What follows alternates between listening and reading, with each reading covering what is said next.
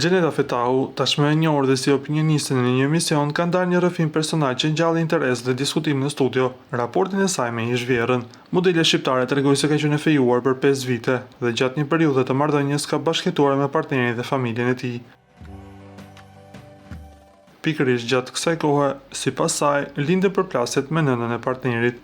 Vjera ime kishte shumë të vështirë të pranonte që dashuria për një grua nuk zëvendëson dashurinë për nënën. Ishte xheloze për gjë më të vogël.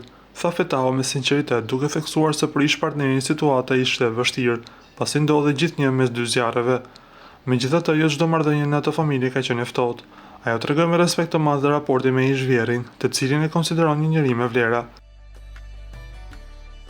Me të kam pasur gjithmonë një raport shumë të mirë. Edhe sot, nëse takohemi rastësisht, flasim dhe sillemi si njerëz që kanë respekt për njëri tjetrin.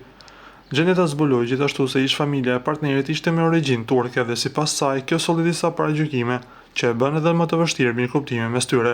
Na duhet të rikujtojmë se Gjeneta Fetahu është një emër mjaft i përfolur në mediat roz, deri diku e kritikuar për mendimin e saj të drejtë për drejta, por një emër mjaft i dashur për publikun. Ju lutem klikoni tek butoni subscribe për të marrë të rejat më të fundit nga showbizi shqiptar.